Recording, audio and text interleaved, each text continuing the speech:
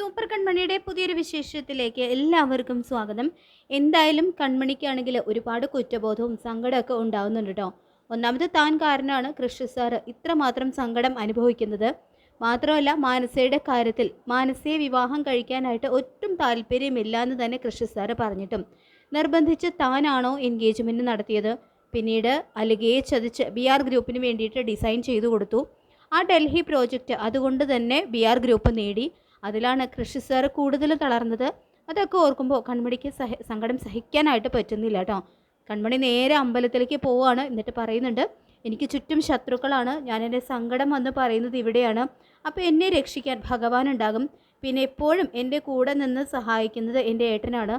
പക്ഷേ ഏട്ടനിപ്പോൾ എൻ്റെ ശത്രുവായിട്ട് മാറിക്കഴിഞ്ഞു. ഇനി ഞാൻ എന്തു ചെയ്യും എന്നൊക്കെ പറഞ്ഞുകൊണ്ട് കരയാണ്. പിന്നീട് ബലരാമൻ മനോജിനെ കാണാനായിട്ട് വരുന്നുണ്ട്. മനോജ് ഇതേ സമയം മനസ്സിലാക്കുന്നുണ്ട്, സ്നേഹത്തിൽ നിന്ന് ബലരാമനല്ല ഇപ്പോഴുള്ളത് എന്നുള്ളത് സത്യം. ബലരാമൻ മനോജിനെ തൊട്ടിട്ട് പറയുന്നുണ്ട്, ദേ കൺമണി ഇങ്ങോട്ട് കൊണ്ടുവരിക എന്നുള്ളത് ഇതുവരെ എൻ്റെ നിലനിൽപ്പിൻ്റെ പ്രശ്നമായിരുന്നു. അതുകൊണ്ട് തന്നെ അതെൻ്റെ ആവശ്യമായിരുന്നു. പക്ഷേ ഇന്ന് മുതൽ അതല്ല, കഥ മാറാനായിട്ട് പോവാണ്. അതായത് കൺമണി ഇവിടെ വന്നില്ലെങ്കിൽ നിങ്ങൾക്കിവിടെ ജോലിയില്ല. അതുകൊണ്ട് കൺമണിയെ നാളെ തന്നെ ഇവിടെ ജോയിൻ ചെയ്യിപ്പിക്കുക.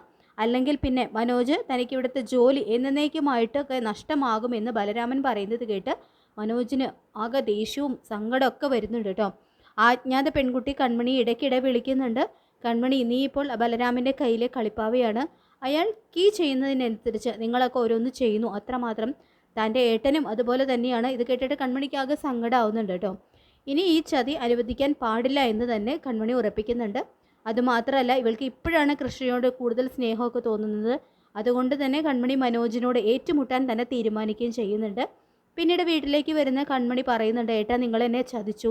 ഞാൻ അലിഗയിൽ നിന്നിട്ട് നിങ്ങൾക്ക് വേണ്ടി ഡിസൈൻ ചെയ്തു തന്നു. ആ ഡൽഹി പ്രോജക്റ്റിന് വേണ്ടിയിട്ടാണെന്നൊക്കെ നിങ്ങൾ പറഞ്ഞതും ഇല്ല. അത് പറഞ്ഞിരുന്നെങ്കിൽ ഞാൻ ഒരിക്കലും വരച്ചു തരില്ലായിരുന്നു. ഇപ്പം കണ്ടില്ലേ, അലിഗയ്ക്ക് ആ പ്രോജക്റ്റ് നഷ്ടമായിരിക്കുകയാണ്. അക്ഷരാർത്ഥത്തിൽ എന്നെ ചതിച്ചത് ബലരാമനല്ല, നിങ്ങൾ തന്നെയാണ് എന്ന് കൺമണി തുറന്നടിക്കുന്നത് കേട്ട് മനോജിന് കൺമണിയോട് ദേഷ്യം തോന്നുന്നുണ്ട് കേട്ടോ. അതുകൊണ്ട് തന്നെ കൺമണിയുടെ കരണത്തിട്ട് പൊട്ടിക്കുകയാണ് മനോജ്. അതിനുശേഷം മനോജിന് ദേഷ്യമാവാണ് കേട്ടോ നല്ല പോലെ കൺമണിയോട്.